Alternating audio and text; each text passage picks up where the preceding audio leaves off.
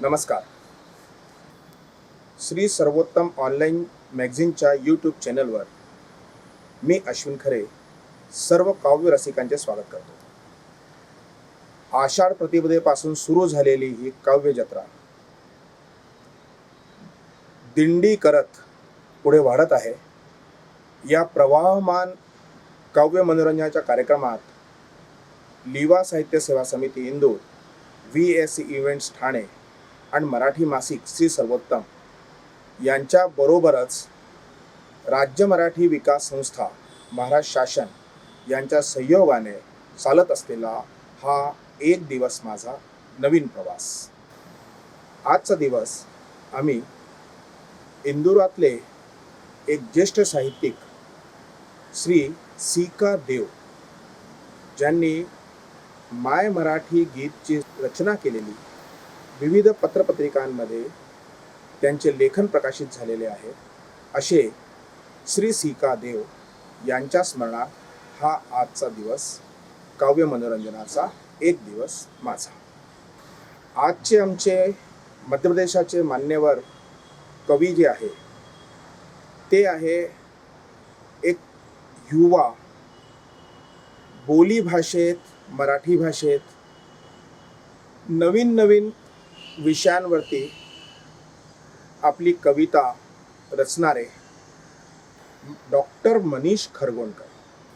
एक दिवस माझा या कार्यक्रमासाठी नागपूरच्या डॉक्टर मनीषा साधू यांनी आपली शुभेच्छा दिलेल्या आहे. नमस्कार, मी मनीषा अतुल. एका अभिनव उपक्रमात तुम्हा सगळ्यांना भेटताना आणि त्यात सहभागी होताना मला आनंद होतो आहे. आषाढस्य प्रथम दिवस या अंतर्गत एक दिवस कवितेचा हा तो अभिनव उपक्रम आहे आणि 3 संस्थांच्या संयुक्त विद्यमाने हा होतो आहे. श्री सर्वोत्तम ऑनलाईन मॅगझिन मध्य प्रदेश, लिवा साहित्य सेवा समिती मध्य प्रदेश, VS इव्हेंट्स महाराष्ट्र या त्या 3 संस्था आहेत. यांनी महाराष्ट्रातल्या आणि बृहन महाराष्ट्रातल्या सगळ्या कवींना एकत्र आणून एक साहित्यिक पूल बांधण्याचं हे जे काम सुरू केलेलं आहे हे अतिशय स्तुत्य असं आहे. आज खरोखरच मराठीतल्या सगळ्या साहित्यिकांना एकत्र आणून त्यांच्यात साहित्यिक देवाणघेवाण करण्याची गरज आहे. या कार्यक्रमाचे आयोजक आणि ज्यांची ही संकल्पना आहे ते श्री विश्वनाथ शिरढोणकर, तसंच अश्विन खरे आणि वृषाली शिंदे जी या कार्यक्रमासाठी सातत्याने झटते आहे. या सगळ्यांचेच मी मनापासून अभिनंदन करते आणि त्यांना या सगळ्या उपक्रमासाठी शुभेच्छा देते. तसंच या उपक्रमात सहभागी सगळ्या कवींना मनापासून शुभेच्छा देते. डॉक्टर मनीष खरगोणकर हे माहेश्वरी कॉलेज इंदूर इथे प्राध्यापक आहेत. साहित्य रुची बरोबरच कला साधक, तालवाद्यामध्ये ज्यांचं एक नाव आहे अशा परिवारातले, अशा कुटुंबातले डॉक्टर मनीष खरगोणकर हे देखील एक चांगले नावाजलेले कलाकार आहे. मी त्यांना आजची आपली पहिली रचना आग सादर करण्यास आमंत्रित करतो. त्यानंतर एक वेगळ्या प्रकारची बोली भाषेतली एक कविता लागोपाठ सादर करते डॉक्टर मनीष खरगोणकर. नमस्कार, मी डॉक्टर मनीष खरगोणकर इंदूरहून माझी कविता सादर करतो आहे. कवितेचं नाव आहे आग. भूमीच्या भाळी मळवटासारखी भासणारी, भूमीच्या भाळी मळवटासारखी भासणारी, वणव्याची आग असते जंगलात लागणारी. पौर्णिमेच्या केसांमध्ये रक्तफुले माळणारी, पौर्णिमेच्या केसांमध्ये रक्तफुले माळणारी, होळीची आग असते दुष्प्रवृत्ती जाळणारी. सगळ्या कुटुंबाला मायेची ऊब देणारी, सगळ्या कुटुंबाला मायेची ऊब देणारी, चुलीची आग असते भाजी भाकरी देणारी. धर्म संस्कृतीला समृद्ध करणारी, धर्म संस्कृतीला समृद्ध करणारी, यज्ञाची आग असते पर्यावरण शुद्ध करणारी. सत्सद विवेक बुद्धीला क्षणार्धात खाणारी, सत्सद विवेक बुद्धीला क्षणार्धात खाणारी, तळपायाची आग असते मस्तकात जाणारी, तळपायाची आग असते मस्तकात जाणारी. कोणतेही पाप करायला भाग पाडणारी, कोणतेही पाप करायला भाग पाडणारी, पोटाची आग असते देशोधडीला लावणारी, पोटाची आग असते देशोधडीला लावणारी. हुंड्याच्या लोभाने राक्षस बनवणारी, हुंड्याच्या लोभाने राक्षस बनवणारी, एक आग असते सुनेला पेटवणारी, एक आग असते सुनेला पेटवणारी. नश्वर शरीराला स्वतःमध्ये सामावणारी, नश्वर शरीराला स्वतःमध्ये सामावणारी, चितेची आग असते स्मशान वैराग्य दाखवणारी, चितेची आग असते स्मशान वैराग्य दाखवणारी. संतुष्टीला जाळून हव्यास पाखडणारी, संतुष्टीला जाळून हव्यास पाखडणारी, एक आग असते, एक अदृश्य आग असते माणसास जखडणारी. संतुष्टीला जाळून हव्यास पाखडणारी, एक अदृश्य आग असते माणसास जखडणारी. भस्मसात करूनही डोळ्यांना न दिसणारी, भस्मसात करूनही डोळ्यांना न दिसणारी, ही आग मात्र असते कधी न विझणारी, ही आग मात्र असते कधी न विझणारी. धन्यवाद. वऱ्हाडी कविता. वेटाळातले आबा. म्या भग्या पांडुवन गजा आम्ही पोरं गावरान. म्या गजा पांडुवन भग्या आम्ही पोरं गावरान. वेटाळ्यातले एका आबानं आम्हाला सर्वाईले केलं हैराण. तोंडात नाही दात तरी भल्ली त्याईले पंचायत, तोंडात नाही दात तरी भल्ली त्याईले पंचायत. आम्ही पोट्टे काय काय करतो सगळे यायले माहीत. तोंडात नाही दात तरी भल्ली त्याईले पंचायत. आम्ही पोट्टे काय काय करतो सगळे यायले माहीत. तुमच्या संग मी बी येतो म्हणे क्रिकेट खेळायले, तुमच्या संग मी बी येतो म्हणे क्रिकेट खेळायले. म्हटलं कोणीच तयार नाही तुम्हाला टीम मध्ये घ्यायले. इटी दांडू खेळायला आले चष्मा घरी इसरून, इटी दांडू खेळायला आले चष्मा घरी इसरून. ते इटी राहिली तठीच यायनं दांडू दिला फेकून. सायकलची शर्यत लावा म्हणे मीच आता जिंकतो, सायकलची शर्यत लावा म्हणे मीच आता जिंकतो. भग्याले आला राग म्हणे बुड्याले उचलूनच फेकतो. लपाछपीच्या खेळामध्ये हे वावरात जाऊन लपले, लपाछपीच्या खेळामध्ये हे वावरात जाऊन लपले. शोधायला गेलो आम्ही ते हे होते तटी झोपले. इतकंच नाही थोडं बुड्यानं नवीन केलं फॅड, इतकंच नाही थोडं बुड्यानं नवीन केलं फॅड. बनवला व्हॉट्सॲप ग्रुप आणि आम्हा पोट्टेले केलं ॲड. इतकंच नाही थोडं बुड्यानं नवीन केलं फॅड.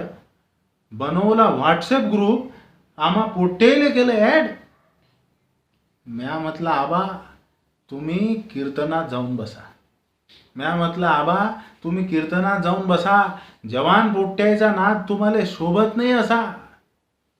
म्हणे बुडा असीन तुमचा बाप लेको हो काहून मला हसता.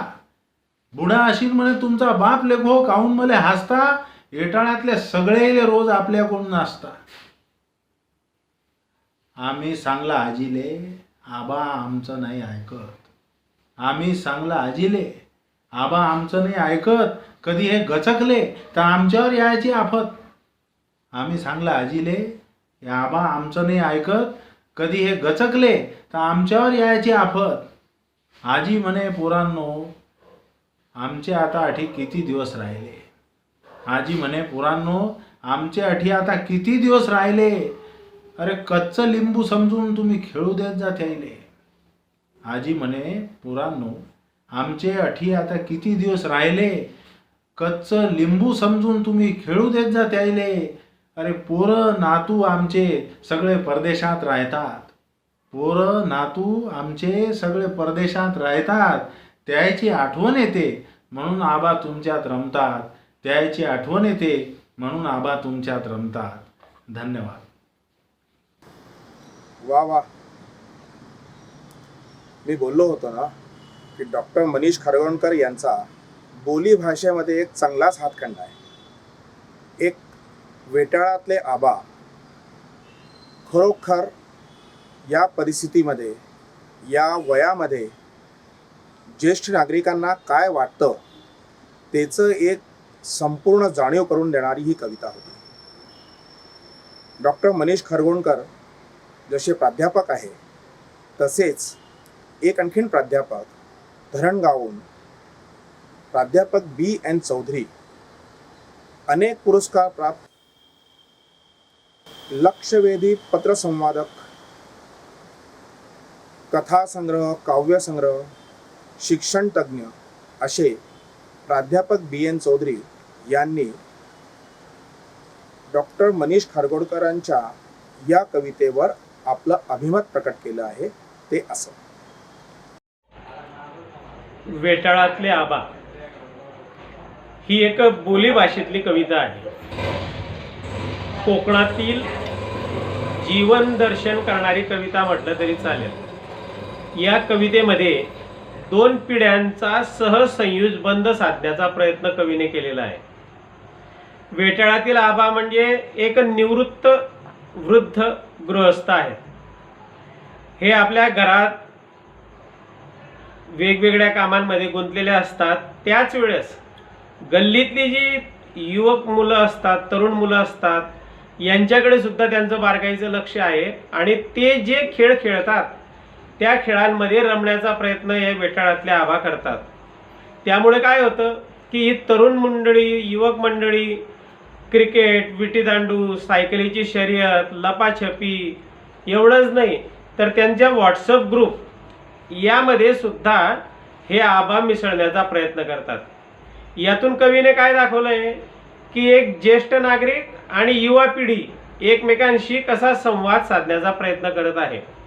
ही तरुण मुलं काय म्हणतात या बाबांना की बाबा तुमचं वय झालंय, तुम्ही कीर्तनात जाऊन बसा. पण बाबा त्यांना मिश्किलपणे म्हणतात की अरे मी म्हातारा झालेलो नाही, म्हातारा झाला असेल तुझा बाप. इतकी टोकाची प्रतिक्रिया बाबा त्याला देतात. आणि यातून आपल्याला बाबांचं व्यक्तिचित्र समोर येतं. कवीने अतिशय चपखलपणे एका निवृत्त व्यक्तीचं व्यक्तिचित्रण सादरलेलं आहे. त्यातून या बाबांची मिश्किली आपल्याला दिसते, त्यांचा खोडकरपणा दिसतो, त्यांच्यातली जगण्याची उर्मी दिसते, आनंद वाटून घेण्याची प्रवृत्ती त्याच्यामध्ये दिसते, त्यांच्या मनाची जिद्द दिसते, जुळवून घेण्याचं तंत्र त्यांना अवगत झालेलं आहे असं दिसतं. आणि शेवटी काय होतं की या बाबांच्या प्रत्येक गोष्टीमध्ये लुडबुड करण्यामुळे ही मुलं आजींकडे जातात आणि आजींना सांगतात की आजी बाबांना काहीतरी सांगा. ते प्रत्येक गोष्टीत आमच्यामध्ये डवळाडवळ करतात, आमच्यात खेळण्याचा प्रयत्न करतात. आणि मग बाबांना त्या आजी सांगतात बाबांबद्दल की अरे पोरांनो, आमचं आता वय झालंय, आम्ही पिकली पानं झालेली आहोत, आमचे मुलं, आमचे नातवं हे परदेशामध्ये आहेत आणि त्या बाबांना, जे बाबा आहेत यांना मुलांमध्ये, नातवांमध्ये मिसळायला संधी मिळत नाही. तर ती संधी शोधण्याचा प्रयत्न ते तुमच्यामध्ये येऊन करतात. म्हणजे या कवितेमध्ये कवीने वरच्या भागामध्ये मिश्किलपणा, खोडकरपणा हे सगळं दाखवलेलं आहे. परंतु शेवटच्या काही कडव्यामध्ये, शेवटचं जे कडवं येतं त्या कडव्यामध्ये कवीने एकदम कलाटणी दिलेली आहे. म्हणजे धक्कातंत्र वापरलेलं आहे की सुरुवातीला जे बाबा आपल्याला टिंगलीचा विषय वाटत होते ते बाबा आता सहानुभूतीचा विषय झाले. कशामुळे? तर त्यांची मुलं, त्यांची नातवंड त्यांच्याजवळ नाही आहेत, ते एकाकी म्हातारपण जगत आहेत आणि या म्हातारपणातून विसर पडावा, नातवांचा, मुलांचा आनंद आपल्याला मिळावा याच्यासाठी बाबा त्या मुलांमध्ये खेळण्याचा प्रयत्न करत आहेत. हे मांडण्याचा प्रयत्न कवीने केलेला आहे. म्हणजे कवीने 2 टोकांची भूमिका या ठिकाणी घेतली. एक पहिल्या भागामध्ये कवी मिश्किलपणा करतात आणि दुसऱ्या भागामध्ये कवी म्हाताऱ्या लोकांचं जीवनातली खंत, आगतिकता मांडण्याचा प्रयत्न करतात. आणि या दोघांचा समन्वय या कवितेमध्ये खूप छान झालेला आहे असं मला वाटतं. म्हणून ही कविता 2 मनांना, 2 पिढ्यांना, 2 गटाला जोडणारी कविता आहे असं मला वाटतं. मी प्राध्यापक BN चौधरींना आग्रह करतो की त्यांनी आपली पण एक रचना सादर करावी. नमस्कार, मी प्राध्यापक BN चौधरी आपल्या समोर एक कविता सादर करतोय. विठ्ठला. युगे 28 विटेवरी उभा, आता तरी मौन सोड विठ्ठला. युगे 28 विटेवरी उभा, आता तरी मौन सोड विठ्ठला. पाण्यासाठी जीव आसुसला बापा, पावसाचं गिरान सोड विठ्ठला. पाण्यासाठी जीव आसुसला बापा, पाण्याचं गिरान सोड विठ्ठला. टाकून या मान मोडले शरीर, थेंबाला महाग पीक विठ्ठला. टाकून या मान मोडले शरीर, थेंबाला महाग पीक विठ्ठला. जन जनावर सैरवैर झाली, शोधतात आता इख विठ्ठला. मिटून या डोळे ध्यान तुझे सुरू, किती तू करशी गाव विठ्ठला. मिटून या डोळे ध्यान तुझे सुरू, किती तू करशी गाव विठ्ठला.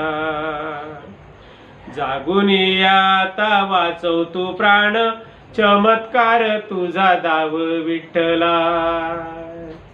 जागून या आता वाचव प्राण, चमत्कार तुझा दाव विठ्ठला. चिंतेचे काहूर दाटले अंतरी, येऊ दे थोडीशी तरस विठ्ठला. चिंतेचे काहूर दाटले अंतरी, येऊ दे थोडीशी तरस विठ्ठला. भक्तीचे वादळ दाटले पंढरी, होऊन या ढग बरस विठ्ठला. भक्तीचे वादळ दाटले पंढरी, होऊन या ढग बरस विठ्ठला. लागली पणाला तुझीच थोरवी, नको राहू शांत भांड विठ्ठला. लागली पणाला तुझीच थोरवी, नको राहू शांत भांड विठ्ठला. बना म्हणे तुझी जाणतो श्रीमंती, चंद्रभागा तुझी सांड विठ्ठला. बना म्हणे तुझी जाणतो श्रीमंती, चंद्रभागा तुझी सांड विठ्ठला. युगे 28 विटेवरी उभा, आता तरी मौन सोड विठ्ठला. युगे 28 विटेवरी उभा, आता तरी मौन सोड विठ्ठला. पाण्यासाठी जीव आसुसला बापा, पावसाचं गिरान सोड विठ्ठला. पाण्यासाठी जीव आसुसला बापा, पावसाचं गिरान सोड विठ्ठला. पावसाचं गिरान सोड विठ्ठला. पावसाचं गिरान सोड विठ्ठला. धन्यवाद. धन्यवाद चौधरी साहेब. मित्र हो, ऑगस्ट येत आहे. उद्या लोकमान्य टिळक यांची पुण्यतिथी साजरी होणार आहे. आम्ही त्यांनाही वंदन करतो. संपूर्ण साहित्य परिवाराकडून त्यांना विनम्र अभिवादन. त्याचबरोबर सर्वांसाठी, सर्व साहित्य रसिकांसाठी एक सूचना. 2 ऑगस्ट हे लिवा साहित्य सेवा समिती इंदूरचं वर्धापन दिन असतो. पण त्या निमित्ताने आम्ही 5 ऑगस्ट रोजी एक विशेष कार्यक्रम घेऊन येत आहोत, साहित्यिक गप्पांचा, ज्यामध्ये सहभाग राहिले संपदा जोगळेकर, हर्षदा बोरकर, निर्मोही फडके आणि डॉक्टर सोनाली लोहार.